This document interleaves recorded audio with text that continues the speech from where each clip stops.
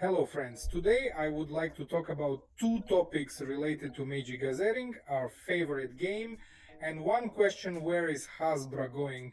Yesterday I listened to a video by one MTG blogger on the topic of how cool he went to the pre-release of Lorwyn. By the way, I have two boxes of Lorwyn clips coming in a week, and I would love to unpack them and show them what kind of cards are there. So here it is.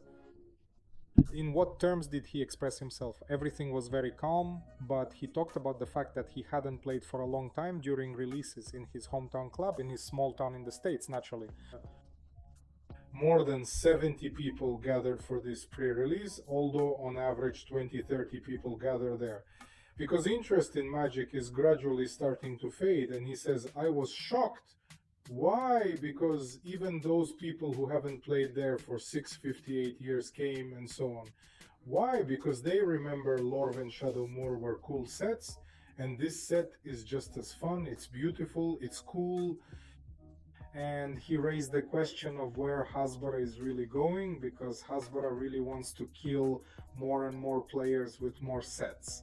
Let's speculate on this topic a little. If you think there's something wrong with the ST, that's it.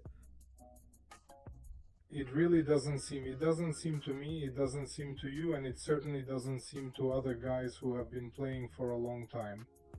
If you feel that you may have built up MTG fatigue, and it really is building up because you didn't have time to buy a new set. Here Pope appears, even on this site in Lorwyn. He says, there were cards from these Ninja Turtles in the pre-Lily sets. Forgive me, Lord, that's what I can forgive as a wizard, but that's what they started publishing out of all sorts of bullshit in Russian, saying make MTG cards, but it's no good at all. That is, it turns out that the Visor will just finish some content of the meat grinder. They are riveting these cards constantly with this more and more. The quality is getting less and less. It has reached the point that the guys unfortunately held in Russia, for as such there will not be, but on the privileges in privilege boxes there is no on the cards of this date, of an important date, that is, you played, put this foul card for yourself and it is preserved in your memory. You remember it was cool there somewhere. I played somewhere, they took it to save money and cut it down. This is not in the new releases. This inscription seems like a trifle, but it's really infuriating, to be honest, and as a result, what is happening now? They just started playing. Lorwyn will be out now, he has already started playing, he won't have time. Relatively speaking, we won't get the cards yet, these damn turtles are coming out, and after the damn turtles I'll tell you now what will come out. You will see the picture now, then The Hobbit will be released, then Marvel Superheroes will be released in the fall, then the Secrets of Stryhaven will be released. Damn this damn Stryhaven, then some real set. From what I gather, elements from the Edge universe are being removed, and soon we'll see new collaborations like Star Trek. The direction overall appears unclear. Why is all of this unfolding? I'll explain this in more detail shortly. What I would like to say is, look, before the players were fully appreciated by Visor, that is, we were cared for there, here the events were held. Not only have they cut off Russia now, it's clear that because of the war it's all logistics. Worsened and so on, but nevertheless this is also happening in the world. The same goes for players. Americans absolutely, including Europeans, are not happy with this. What happens in the game, because MTG, basically it's not the game that we loved, that we played, it's some fucking assembly line. Forgive me, I don't have time to go over there, those boxes, damn it, buy all the time. Why? Because I just don't have time to sort these cards, I don't have time to put them up for sale, I don't have time to collect them. I think you have about the same, or the question arises as to why everything happened this way. Here's the question, guys, it's deeper. Let's start with the fact that when Hasbro bought Wizard.Soft, if I'm not mistaken, it was in 97 or even earlier in 94, then it was just a strategic purchase. That is, Wizards were bought now. Sorry, I'll close the window a little noisily.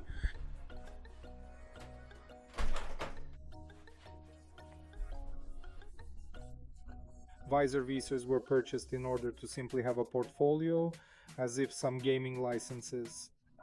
Even then, the visor cost essentially pennies compared to all sorts of My Little Pony, or was there one? There is such a thing that children loved very much before, now they don't like it anymore. Everyone gets stuck in gadgets. There is such a thing. Play-Doh Spirit, if you had kids there 10 years ago, maybe you remember the creepy expensive one. This is also Hasbro's bullshit. Well, Hasbro has a lot of different licenses there, they produce toys. Even then, the Visa didn't cost anything, now Hasbro's profits. More than 90% consists of the profit that Wizardoft orders bring in their three directions. This is actually a card game, this is the electronic version of Magic Arena, and another direction of Wizardoff where there are other labels, there are Dungeons and Dragons and so on. But the main thing is Magic with Gazering. Because of this, Hasbro is trying to milk the wizards like a milking crown, and accordingly my favorite MTG Shechka Matiga, that's why there will be more sets. Everything is rolling there because, well, they take licenses and start releasing the damn thing. Therefore, unfortunately, so for example, Luke failed, with Spider-Man failed, Avatar failed. I didn't buy an Avatar at all, I bought a bundle and decided for myself that it wasn't all, I wouldn't buy it again. Here, to want to add more. In general, everything is a little sad. Perhaps after the success of Lorwyn, something will change in the heads of the managers of Wizardoft Costa, and they will convey this idea to Hasborg. I really hope so, otherwise everything will roll. Here's how it rolls on. It is clear that these are the ones planned by the Turtles and Ninja Mutants, damn them, this is just some kind of mockery. This is one topic I wanted to talk about. Now, topic 2 was a question from subscribers. How do I sell cards? In fact, there are not many ways to sell cards in Russia. The main one is the Cardplace platform. You can go to her link. I'm just posting it in my videos. There used to be an exchanger there. Basically, it was for exchanging cards and now operates as a relatively full-fledged store, but there are drawbacks because Cardplace, there is such a dude who owns it. Apparently this Cardplace is Evgeny Korleev, and he started, so to speak, free ones. Sellers, how can I drive them into the so-called union? They have such union buttons that they say, let's sell together. Yes, you will sell more, but there are such rarely nasty conditions that I have already read them twice. I understand that I am unlikely to be able to comply with them, lay out the cards correctly in turn, and so on and so on. Send within certain deadlines, yes, like it's all kings. Apparently he really likes to build everyone for himself. Here he is trying to set up free, shall we say, sellers. He may soon have to leave this site because, well, it is starting to work worse and worse, including this. Because of these conditions, 2 is probably important. This is natural, old kind, top deck. I sell there. 34 auction blocks per month, they give a certain profit. Well, direct orders, when they write something on the same top deck, there are such cards. Well, I try to recruit them when I have free time. I really want to go to some foreign site. Therefore, if you have such experience there, TC or anything else, advise on how to try to leave Russia. I already had even harmful thoughts. I lived in Turkey for more than a year. That perhaps I will have to leave again in order to calmly sell cards on foreign platforms, because this is impossible from Russia, but it is so far at the level of thought, nothing more. But gradually I am now unloading my entire card pool. There are more than 60,000 cards. I think it will be around 90,000 cards by the end of the year, unloading on new exchanger. I'll leave a link. Ekoji called him, and I like everything so far. Like him, this service is paid. The exchange fund is well formed there. It is visible very well, and it is convenient to send, for example, the link to the same buyers so that they can watch it more conveniently than on MTG Trade on Cardplace.